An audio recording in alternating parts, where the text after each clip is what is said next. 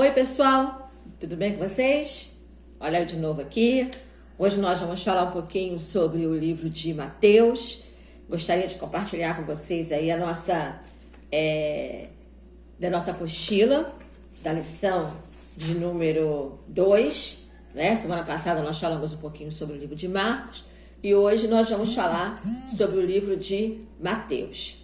O interessante é que quando você vai estudar, ler um pouquinho sobre o livro de Mateus, você percebe claramente a diferença entre os outros sinóticos, né? Entre os outros evangelhos, digamos assim. Né?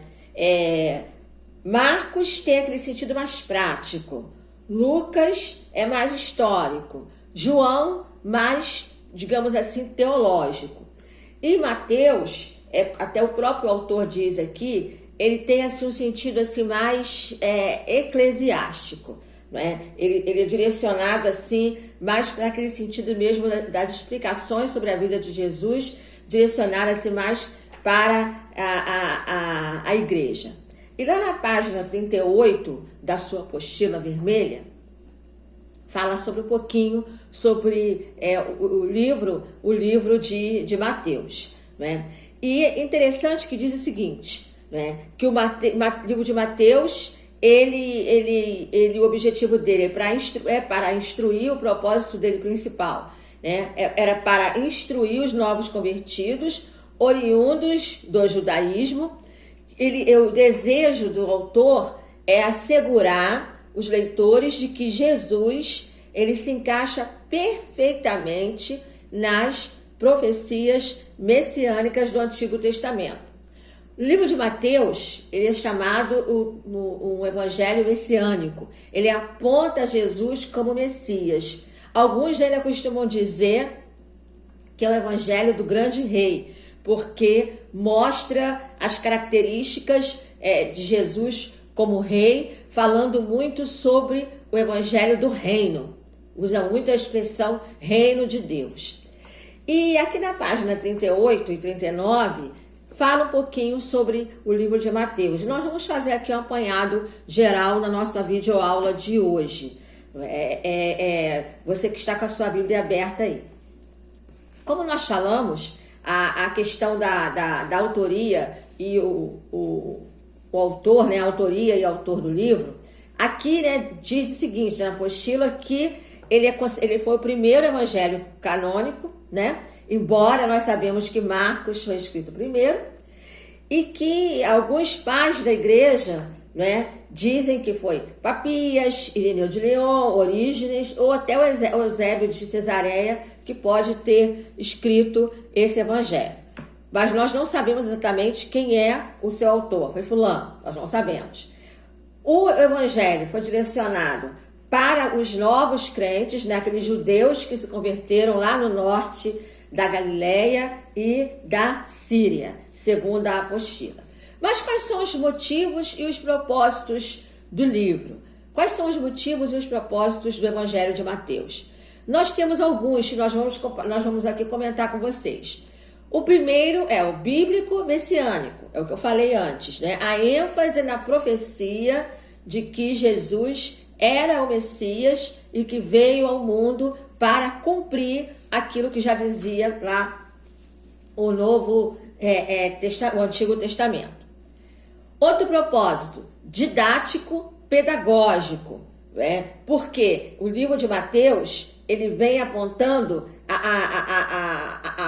os discursos, apresentando a justiça do reino de Deus, vem apresentando o discurso falando sobre os arautos, né, do reino de Deus, vem falando sobre os mistérios do reino de Deus e vem falando sobre os filhos do reino. E na apostila, depois você pode ver que tem aqui as referências bíblicas. Então, ele tem essa didática, né? Ele vem assim, apontando o caminho, Jesus como o reino.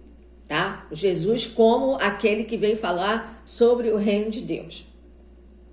Outra coisa, outro propósito, eclesiástico pastoral, aquele que vem dando instruções para a igreja. Aqui o autor diz assim, que ele foi considerado como o evangelho da igreja. porque as coisas que vêm sendo ordenadas lá no seu conteúdo, a maneira do conteúdo do livro, ele vem apontando, dando instruções para a igreja viver o Evangelho de Cristo. Então, é uma instrução. E claro, né, não poderia ser o propósito maior, que é o propósito que? Cristológico, que aponta a autoridade de Jesus, né, como Messias. Então, esses são os propósitos, os motivos e os propósitos do livro. E ele vem continuando aqui, ele vem falando sobre a estrutura. Eu achei assim muito interessante, porque ele vem falando sobre a estrutura do livro. E o autor aqui, qual é a estrutura básica? Se nós fôssemos assim fazer um apanhado geral de Mateus, qual é a sua estrutura básica? Primeiro, o Sermão do Monte, lá no a partir do capítulo 5. Né? Você vê claramente ali falando sobre a ética cristã. O Sermão do Monte, um dos sermões assim mais completos, mais bonitos, um sermão onde você pega ali vários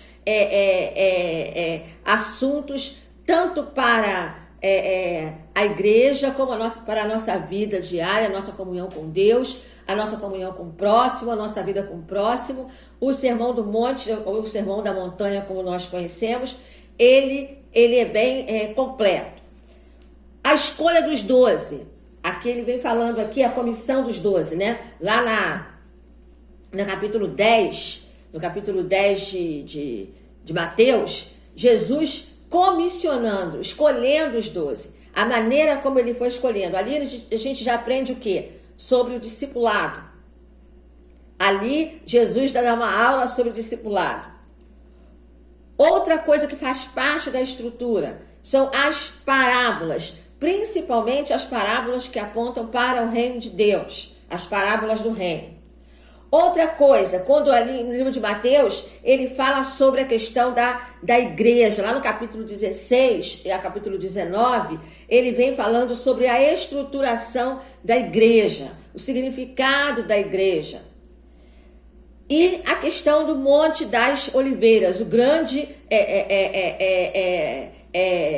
a grande palavra sobre o Monte das Oliveiras, quando ele diz que Israel o rejeitou, a rejeição de Israel para com o Filho de Deus. Então, Mateus é um livro completo, é um evangelho bem completo, e é um evangelho